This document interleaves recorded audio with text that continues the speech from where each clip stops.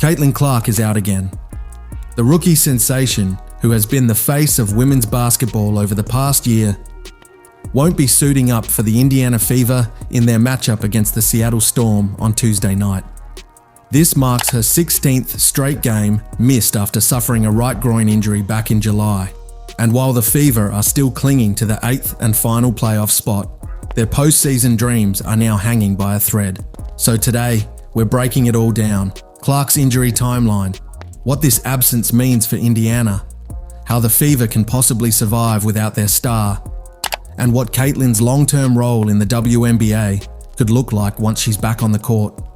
This is your full breakdown of Caitlin Clark's injury update and its massive implications for the Fever and the league. Before we dive into the injury news itself, let's rewind for a moment and appreciate just how we got here. Caitlin Clark didn't just arrive in the WNBA. She came in like a tidal wave. Her college career at Iowa was already legendary. Record-breaking scoring numbers, deep NCAA tournament runs, and highlight reels that seemed to never end.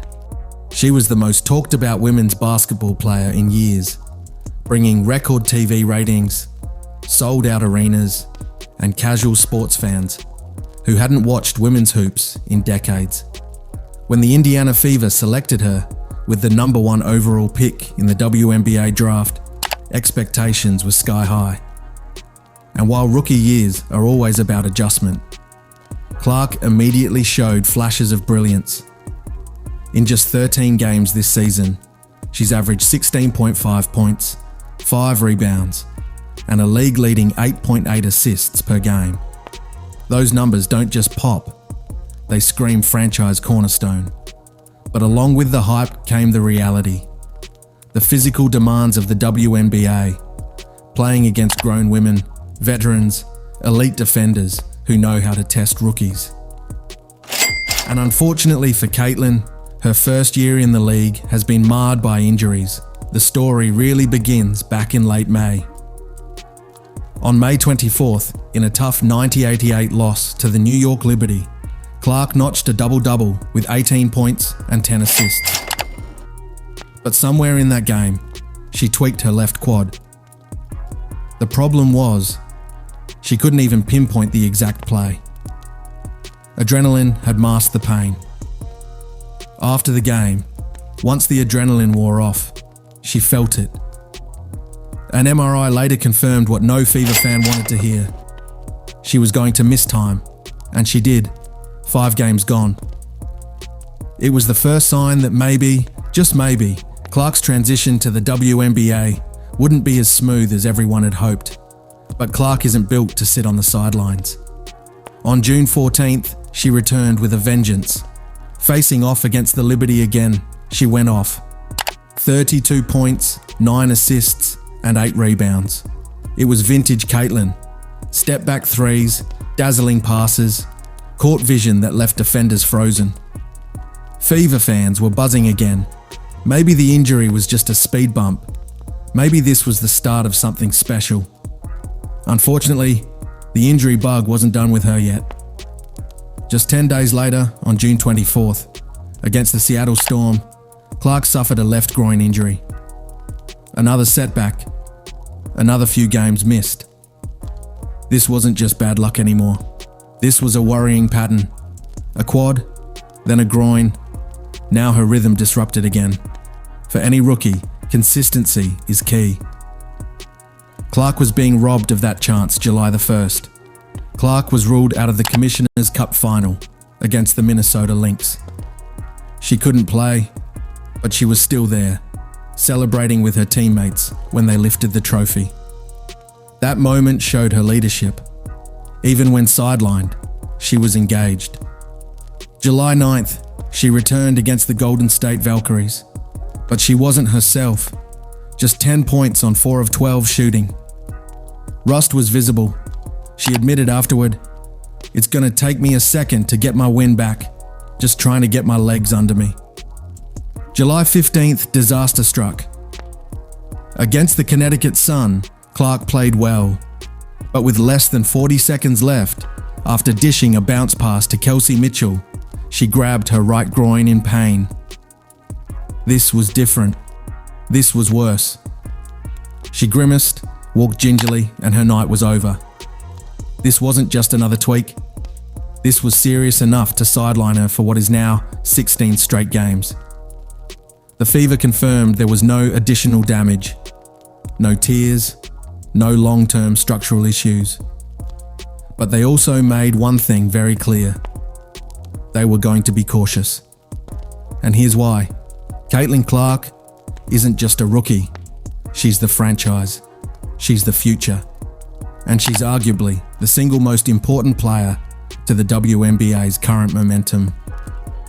Rushing her back? That would be reckless. But in the meantime, the Fever's playoff hopes are fading fast. When Caitlin Clark plays, the Fever look like a different team. She pushes the pace, she finds open teammates, she forces defenses to stretch. When she doesn't play, the Fever's record drops to 11-13. That's below 500. That's the record of a fringe playoff team. And right now, that's exactly what Indiana is, clinging to 8th place. They've lost 6 of their last 8. Momentum, gone. Chemistry, shaky. And now, heading into a matchup with the Seattle Storm, they're without Clark. Once again, Clark will not play against the Storm on Tuesday, August 27th. Tip-off is at 7:30 p.m. Eastern on CBS Sports Network. No official timetable for her return. That's the brutal truth. Yes, she participated in some non-contact drills on August 24th. Yes, she's trending in the right direction. But game action? Not yet. The Fever are going to have to find a way to survive without her. And just when you thought the groin injury was the only problem, there's more. On August 7th, during an individual workout, Clark reportedly tweaked her ankle. A mild bone bruise. Thankfully, it wasn't major. But for a player already fighting through multiple injuries, it was another punch to the gut. On Sue Bird's podcast a day later, Clark opened up about the frustrations. It's not like I have a training camp to build up to play in my first game again. It's like, no, you're tossed into game 30. Like, go try to play well. It's hard. It really is. You can hear it in her voice. She knows how much she means to this team. And she knows how much being sidelined is costing them right now. They're 8th in the standings. The final playoff spot. The WNBA playoff format doesn't give much margin for error. And teams like the Chicago Sky and Los Angeles Sparks are right there, nipping at Indiana's heels. Without Clark, every game feels like a coin flip. And the Storm, they're no joke. With Jewel Lloyd, Nneka Ogwumika, and Skylar Diggins-Smith, Seattle is one of the league's toughest squads. This is not the matchup the Fever wanted without their star guard. 16.5 points per game, 5 rebounds per game, 8.8 assists per game. Second only to Alyssa Thomas in the entire WNBA. Her playmaking alone changes Indiana's entire offense. Without her, ball movement stagnates. Without her, defenses can load up on Kelsey Mitchell. Without her, the Fever become predictable lean on Kelsey Mitchell. She's their best scorer right now. Defense has to tighten up. They can't win shootouts without Clark. Role players must step up. Lexi Hull, Nalissa Smith, Aaliyah Boston. This is their chance. But make no mistake, without Caitlin Clark, this team is fighting uphill. Caitlin Clark's games have drawn record TV ratings. Her jersey sales are through the roof. She's brought in new fans, new sponsorships, new eyeballs. When she's not playing, that hurts. It hurts the Fever, and it hurts the WNBA's momentum. That's why this injury update isn't just team news, it's league news. The Fever are hopeful Clark can return before the end of the regular season. If she does, maybe she sparks a late push. Maybe she even leads them into the playoffs.